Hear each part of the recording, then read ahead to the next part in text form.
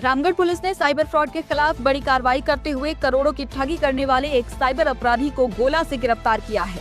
आरोपी का नेटवर्क सिर्फ झारखंड तक सीमित नहीं था, बल्कि बिहार समेत कई राज्यों में उसका मकड़जाल फैला हुआ था। पूरे मामले की जानकारी रामगढ़ एसपी अजय कुमार ने प्रेस कॉन्फ्रेंस कर दी है। रामगढ़ पुलिस की ये कार्रवाई भारत सरकार द्वारा साइबर अपराध की रोकथाम के लिए तैयार किए गए प्रतिबिंब ऐप की मदद से की गई है। पुलिस के अनुसार प्रतिबिंब ऐप के जरिए साइबर नेटवर्क की पहचान हुई और इसके बाद गोला इलाके से मुख्य आरोपी को धर दबोचा गया। गिरफ्तार आरोपी के पास पुलिस ने 4 लाख रुपए कैश भी बरामद किए हैं। एसपी अजय कुमार के मुताबिक गिरफ्तार साइबर अपराधी लोगों को एपीके फाइल इंस्टॉल करवाकर ठगी करता था। एपीके के माध्यम से मोबाइल का कंट्रोल लेकर बैंकिंग एक्सेस, ओटीपी और अकाउंट डिटेल हासिल कर ठगी को अंजाम देता था। पुलिस का दावा है कि ये अपराधी अब तक करोड़ों रुपए का चूना लगा चुका है। इस केस में एक बेहद सनसनीखेज खुलासा भी सामने आया है।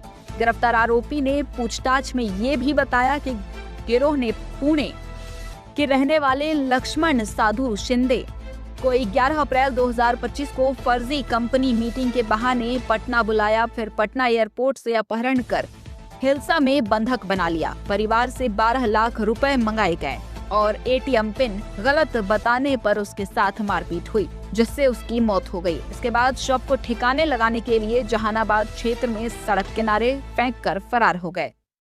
गिरफ्तार आरोपी का नाम संतू कुमार उर्फ चिंटू उर्फ कुंदन 27 वर्षीय है, जो परवलपुर जिला नवादा बिहार का रहने वाला है।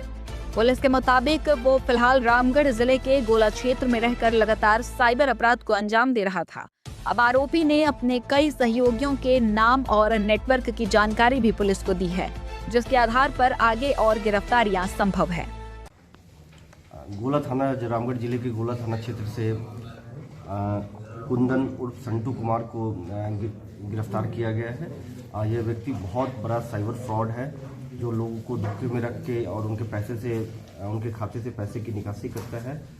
प्रतिबिंब ऐप के माध्यम से हम लोग को एक मोबाइल नंबर मिला था और उस मोबाइल नंबर पे हमारे साइबर थाने के हमारे हेडक्वार्टर डीएसपी, हमारे गोला इंस्पेक्टर, हमारे गोला थाना प्रभारी, हमारे साइबर थाने की पूरी टीम उस पर काम कर रही थी और उन्होंने उस पर काम करके एक व्यक्ति को गिरफ्तार किया है, जिसके पास से 4,43,000 रुपये बरामद हुए हैं। 3 आईफोन और 3 एंड्रॉयड मोबाइल बरामद हुआ है, कुछ सिम बरामद हुए हैं, एक ब्लैक कलर का एक बुलेट गाड़ी बरामद हुआ है। और यह व्यक्ति पूरी तरीके से, जब पूछताछ में इस व्यक्ति ने बताया कि लगभग अभी तक 15 से 20 अधिक बड़े बड़े लोगों को, ये व्यापारियों को अपने झांसे में फंस चुका है। और ये लड़का परवलपुर नालंदा बिहार का रहने वाला है और पटना में इसकी पूरी टीम काम कर रही थी। ये लोगों को स्क्रैप एल्युमिनियम व्यवसायी, स्क्रैप व्यवसायी इन लोग को बुलाते थे और फिर उसको किडनैप करके उससे पैसे की वसूली करते थे। अभी एक पटना एयरपोर्ट थाने का बहुत ही चर्चित मामला अप्रैल में आया था, जिसमें लक्ष्मण साधु शिंदे नाम के एक व्यापारी को पुणे से 100 करोड़ की डील के लालच में उसको बुलाया गया था और उस व्यक्ति के खाते में ही पैसे मंगाए गए थे और उस व्यक्ति को किडनैप करके उससे पासवर्ड पूछा गया था। उस व्यक्ति ने बताने से इनकार कर दिया था। पीट कर पूरी टीम ने उसकी हत्या कर दी थी, जिसमें कि 8 लोग बिहार से ऑलरेडी गिरफ्तार हो चुके हैं। ये संटू उर्फ कुंदन ये 9वां व्यक्ति था जो इस केस में वांछित था और साथ ही साथ ये कई महीनों से गोला थाना क्षेत्र में एक रिटायर्ड इंजीनियर के मकान में 1,000-1,500 के किराए पे रहता था और अपने आप को एक गरीब काम करने वाला मजदूर बताता था। मगर यह लोगों से मोबाइल पे बैंक के जो कस्टमर केयर है या कंपनी के कस्टमर केयर के नाम पे लोगों से कांटेक्ट करता था और उसको एपीके फाइल डाउनलोड कराता था और उसके पूरे मोबाइल का एक्सेस लेकर उस व्यक्ति के साथ फ्रॉड करता था। और पूरी टीम इसकी होती थी। बैंक में जो भी फीडबैक के लिए या जो भी एप्लीकेशंस आते थे, जो भी बैंक को रिजोल्यूशन के लिए प्राप्त होते थे, उसको ये हाईजेक कर लेता था और संबंधित कस्टमर से उसके बाद उससे फ्रॉड करता था। सर, झारखंड में कहाँ इसका नेटवर्क फैला हुआ था?